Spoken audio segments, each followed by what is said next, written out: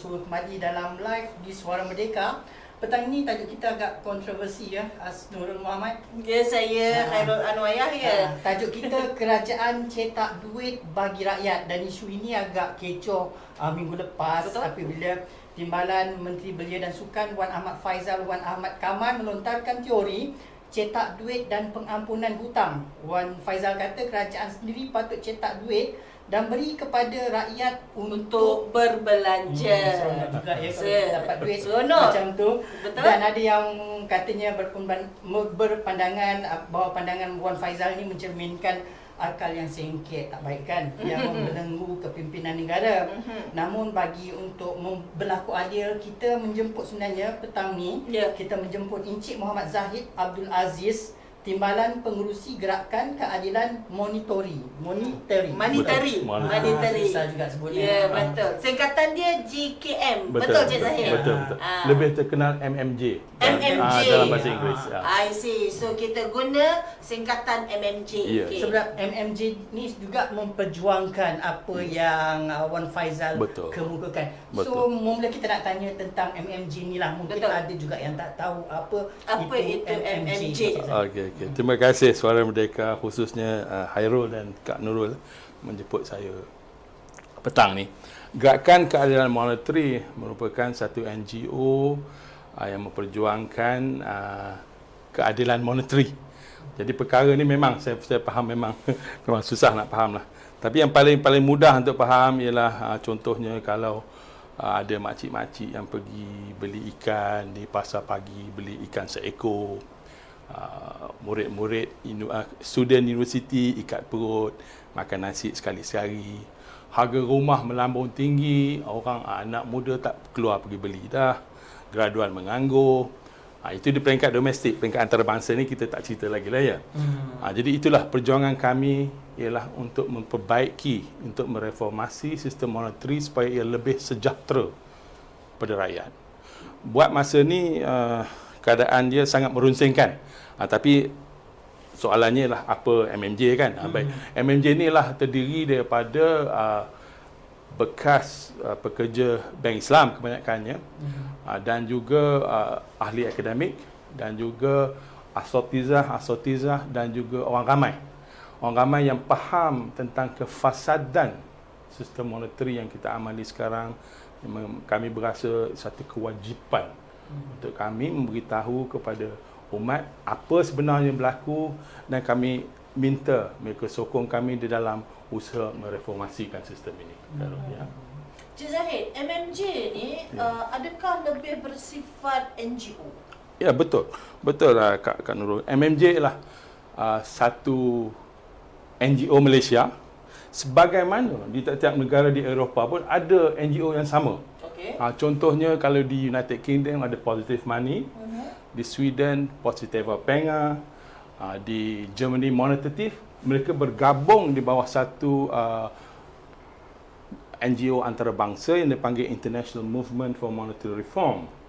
Jadi kesemua NGO ni memperjuangkan perkara yang sama dengan MMJ, yakni kalau kita boleh sentuh terus kepada topik ni lah, yakni ialah mendesak kerajaan ambil alih hak ciptaan wang daripada bank dan kembalikan hak itu kepada kerajaan demi kesejahteraan rakyat. Itu perjuangan kami. Itulah ramai yang tak faham sebenarnya, cetak duit beri kepada rakyat. Adakah betul-betul dia fizikal mencetak duit tu, not singgit, duit shilling kan, kepada rakyat. Betul, itu apa betul, yang betul. kita faham lah. Jadi bila dicetak banyak-banyak ni, banyaklah wang yang berupa fizikal ni di luar orang membeli, disebarkan. Jadi adakah konsep yang benar ataupun tidak?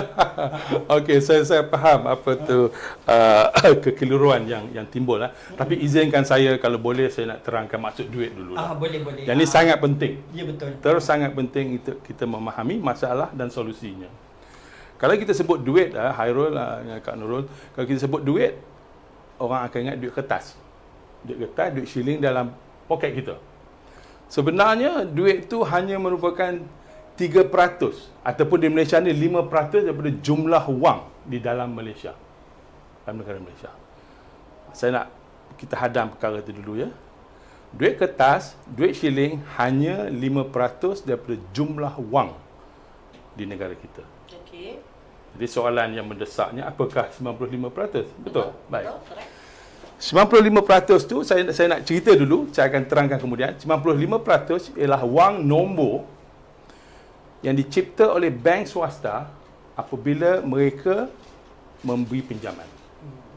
Jadi perkara ni sedikit teknikal, tapi biarlah saya sebutkan bahawa apa yang saya sebut ni adalah satu perkara yang sudah disahkan oleh Bank of England, Federal Reserve dan the European Central Bank. Ya. Jadi orang nak faham apakah duit nombor ni, Hairul? Duit nombor kita biasa hantar duit anak kita di ATM, di MRSM kan. Kita gunakan ATM, gunakan internet banking, duit nombor berpindah. Kita bayar electricity bill kepada TNB. Nombor berpindah juga. Kita guna online lah. Kita guna online. Kalau Suara Merdeka guna cek bayar kontraktor, yang berpindah tu nombor juga. Betul? Ya. Betul. Jadi saya kira perkara ni susah juga untuk orang nak faham. Tapi selalunya contoh yang paling mudah mereka faham kebelakangan ini ialah apabila saya bercerita tentang apa saya buat dengan KLIA tahun 1996. Okey. Boleh saya minum sikit? Boleh. Dekat kering. 1996 tu lama ya. Lama. KLIA. Ini kira otai. Yalah, betul. Sebab kita kena digest, kena faham Betul. benda ni. Bila kita faham baru boleh maju. Ramai orang tak faham apa itu konsep wang itu Betul. sendiri. Baik. Sekarang ni saya nak terangkan apa yang dimaksud dengan duit nombor ya. Tahun 1996 saya mengetuai satu jabatan di Bank Islam. Ditugaskan untuk bantu membiayai KLIA. Airport baru kita lah. Ya, betul. Jumlah kos KLIA adalah 8 bilion. Kami di Bank Islam pada tahun 1996 berjaya atur 4 bilion sukuk. Okey. Sukuk ni bond Islam lah. Bond Islam. Sukuk untuk membina KLIA. Maknanya 50% daripada pembiayaan KLIA itu datang daripada sukuk lah. Jadi saya ajak selalunya student saya lah untuk memikir, kalaulah waktu tu saya membawa 4 bilion duit kertas kepada KLIA, berapa lori duit kertas yang saya perlu bawa? Cepat, kira matematik congak cepat. Berapa lori nak bawa 4 bilion duit? Jadi saya nak menganjak kepada satu pemindahan paradigma supaya kita faham. Duitlah duit nombor. Apabila kita berjaya mengatur 4 bilion untuk KLIA, yang berpindah ialah nombor daripada bank kepada akaun KLIA. Nombor di sana pindah ke nombor ke sini, bukan duit kertas. Bukan kertas lah. bukan. Bawa secara atas troli. Tidak.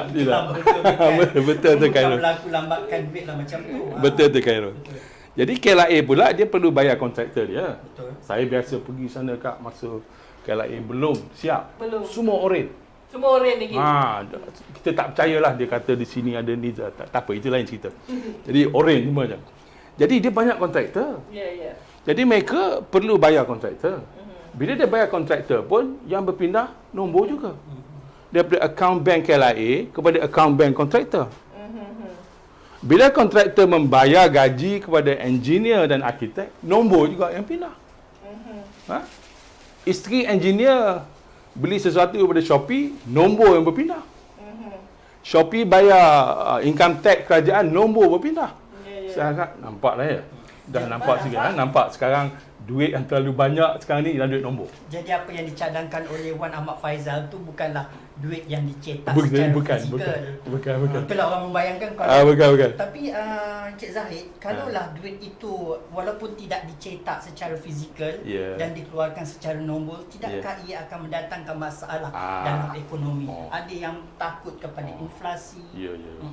Apa yang berlaku di Zimbabwe katanya lah. Khairul ni laju sikit. Saya tak sampai ke situ lagi. Kita kena laju Encik Zahid sebab live ni setengah jam. Okey, baik.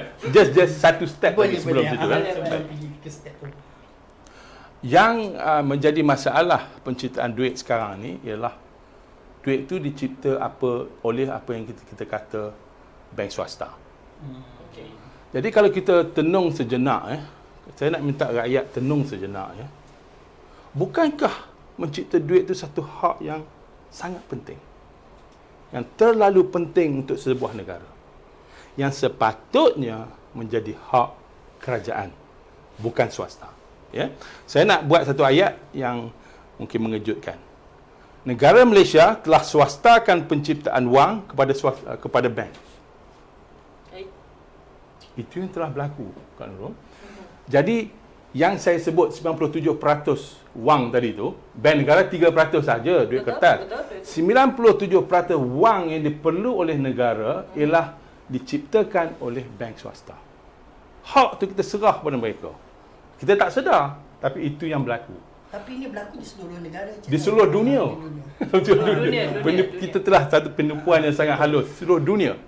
Masalah bila kita serah hak ciptaan wang kepada swasta, objektif mereka ialah maksima untung untuk shareholder, untuk pemegang saham. Jadi dia akan tumpukan pinjaman dia kepada pinjaman peribadi, kredit kad, perumahan, hartanah komersial yang menghasilkan inflasi yang paling teruk untuk negara. Seharusnya apabila kita serah hak untuk dia cipta wang, sepatutnya dia tumpulah kepada ekonomi tampak supaya meningkatkan output ekonomi, menghasilkan pekerjaan. Betul. Rakyat, negara mendapat manfaat. Betul. Tidak, Nurul. Sebab 84% wang yang dicipta oleh bank dihalakan kepada sektor yang tidak meningkatkan KDNK, malah menghasilkan inflasi yang sangat teruk yang sentiasa dibebani rakyat. Kemana saja kita pergi, saya rasa daripada saya budak sampai sekarang tak pernah dengar orang kata harga tak naik. Betul tak? Betul. Kemana saja. Sentiasa. Inilah akibatnya. Jadi inilah perjuangan kami, Kak Errol. Jadi masalahnya ramai orang tak faham. Perjuangan kami ialah untuk tarik hak penciptaan wang kembali kepada bank negara. Ya? Tapi kita tahu, kita takut penyelewengan boleh berlaku macam Zimbabwe dan sebagainya. Ya, betul. Kami telah perincikan apabila wang tu hak wang dicipta oleh bank negara kami cadangkanlah ya, ditarik keluar daripada Kementerian Kewangan, diletak di bawah jawatan kuasa monetary parlimen. Okey. Jadi bebas daripada kerajaan memerintah. Jadi ini adalah satu perkara yang saya rasa umum tidak bacalah kenyataan kami sebenarnya. Terus mengatakan Zimbabwe dan sebagainya. Ya. Baik. Apabila bank negara mencipta wang, bank negara di bawah parlimen 100% ditumpukan kepada ekonomi tampak. Okey. Ditumpukan ekonomi tampak khususnya kepada ekonomi IKS. Lagi satu fakta yang tidak boleh dinafi oleh sesiapa ialah sektor IKS menghasilkan 80% pekerjaan. Okey. Di negara Malaysia, sebagaimana kebanyakan negara seluruh dunia, antara 3 hingga 5% pergi kepada sektor IKS. Satu sektor yang menghasilkan 80% pekerjaan. Jadi kita hairan. Sangat rendah. Betul. So adakah kita hairan berlaku begitu banyak pengangguran graduan dan anak muda? Jadi kembali kepada duit helikopter tu, Hairul lah. Sekarang dah boleh pergi situ dah. Itu yang orang nak tahu. Duit helikopter ni apa? Yang tadi dah faham dah. Okey. Jadi apabila sebenarnya kami ringkaskan, sebenarnya kami ada satu dasar kata kerja yang terperinci lah. Sesuatu institusi yang boleh mencipta wang ialah satu institusi yang boleh mengendalikan akaun semasa dan boleh memberi pinjaman. Apabila dua keupayaan tu ada di satu institusi, maka ia merupakan pencetak wang. Jadi di dalam polisi kami ni, strategi kami akan pisah bank kepada dua. Satu bank pembayar. Okey. Bank pembayar ni dia macam debit card lah. Dia bayar apa saja yang ada dalam situ dan income dia ialah fee. Itu saja. Yang sebelah sini pula ialah bank pelabur. Bank pelabur ni dia melaburlah di dalam syarikat. Jadi apabila kita pisahkan bank ni, maka matilah keupayaan mereka untuk mencipta wang dan diambil alih oleh bank negara. Okey. Ya. Bila diambil oleh bank negara, kerajaan dan parlimen yang bertanggungjawab, kita terdiri dari MP yang bertanggungjawab. Mereka akan pastikan duit ini pergi kepada ekonomi tampang yang akan menghasilkan output ekonomi yang tinggi, pergi kepada sektor IKS, menghasilkan pekerjaan. Bukankah itu satu perkara yang baik untuk negara? Ya? Jadi masalah sekarang, Khairul, tak jawab lagi helikopter money tu ya? Okey, saya jawab answer dulu lah. Saya jawab answer dulu lah. Jadi sekarang ni, kalau kita tanya bank negara lah, apakah dasar bank negara untuk membantu rakyat di zaman COVID? Mereka kata, kami akan turunkan kadar faedah. Tapi kalau kita tenung Nurul lah, Itu kadang Does it work or not? bukan untuk memberi wang. jadi Untuk prihatin ke jadi saya rasa budak sekolah pun boleh fikir jauh lah, nak boleh membantu dengan cepat. Apabila kita laksanakan apa yang saya sebut ni, dia panggil wang sovereign. Wang sovereign. Apabila kita laksanakan prinsip ini, maka setiap syarikat, setiap individu akan ada akaun semasa di bank negara. Dan kita telah beri hak kepada bank negara untuk cipta duit. Ekonomi sekarang, ekonomi COVID, lemah, tak boleh nak bergerak. Betul. Orang nak belanja pun tak ada duit. Sebab syarikat akan bangun bila orang ada duit. Jadi perniagaan pun begitu. Jadi yang kita buat bawah sistem sovereign ni, kita parlimen arahkan kepada bank negara ciptakan duit. Duit tu masuk dalam akaun kita. duit nombor tu lah. Duit nombor. Nombor lah, nombor. Duit nombor Khairul. Tapi kalau kamu Khairul pergi ATM tu yang keluar tu duit kertas. Saya takut orang tanyakan nombor. Itu kita boleh arahkan dia untuk bagi kepada rakyat. Ya, kita suruh sebab ekonomi sekarang lembab. Kita suruh bank negara, parlimen, MP semualah, suruh bank negara cipta duit masuk dalam akaun kita. Kita pun keluar belanja. Bukankah itu merangsangkan ekonomi lebih tepat, lebih cepat daripada mencuit kadar faedah sana sini? Jadi inilah satu polisi yang kami kira terlalu baiklah untuk rakyat. Tapi di mana datangnya silap faham? Boleh saya ke situ? Boleh. Okey. Banyak bercerita dah. Banyak bercerita. Okey. Dia masalahnya apa yang saya cakap ni, wang sovereign ni, yang saya sebut tadi, International Movement for Monetary Reform, ialah satu gerakan baru di dalam ekonomi. Di dalam jadi sekarang ni pun sudah ada satu gerakan, dia panggil Rethinking Economics. Memikir semula tentang ekonomi. Sebab banyak ilmu ekonomi ni tak betul. Kalau dalam stick to the old economic theory. So sekarang dia explain the new economic theory. Jadi masalahnya Positive Money, International Movement for Monetary Reform, Monetary Justice of Malaysia berada di dalam ruang lingkup ilmu ekonomi baru. Apabila topik ni keluar ke Malaysia, ia pergi kepada ahli ekonomi yang masih di dalam ruang lingkup ilmu lama. Betul. Apabila saya bercakap tentang sovereign money ataupun pengerusi saya Prof Ahmad Kamil bercakap tentang sovereign money, kami tidak bermaksud modern monetary theory. Okey. Dan itu modern monetary theory ialah ilmu yang pakai oleh ahli ekonomi yang ilmu lama untuk berkaitkan teori baru tu kepada ilmu yang kurang tepat lama tu lah. Kami tak guna tu dah. And then bila kita cakap tentang helicopter money, mereka berbincang tentang quantitative easing. Maksudnya apa yang Federal Reserve Amerika tengah buat. Jadi sebenarnya mereka berbincang, kalau dalam bahasa Inggeris mereka berbincang apple, manakala kami berbincang orange. Mereka tak faham apa maksud kami. Itu masalahnya. Itulah dengan cepat keluar kenyataan sahabat kami Wan Ahmad Faizal akan menimbul Zimbabwe, Venezuela, dan ialah satu dasar yang tak cerdik. Padahal saya kenal Wan Muhammad Faizal tu seorang petroleum engineer. Ya, dia faham. Dia faham, dia bersama kami di dalam ilmu baru.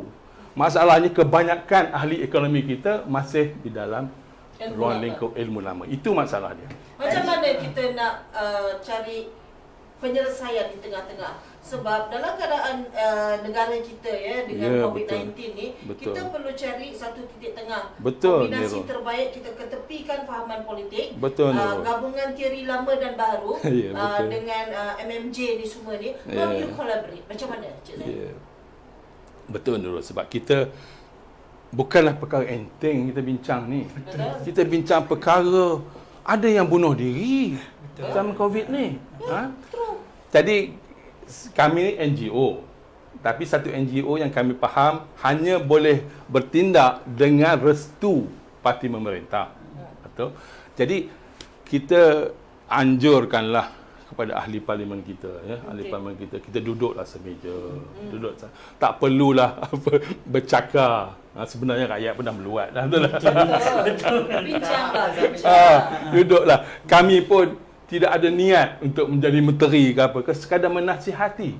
Saya, Profesor Kamil dan sahabat cuma Lontaran buah fikiran. melontar buah fikiran, membantu menghasilkan apa yang terbaik untuk Malaysia di zaman COVID ni. Duduklah semeja. Tolonglah, ya. Cik Muhammad Zaid, saya nak tanya tentang sovereign money ni. Negara mana yang telah berjaya melakukannya? Ada atau tidak? Okey. Buat masa ni movement for monetary justice lah ahli terbarulah di dalam International Movement for Monetary Reform.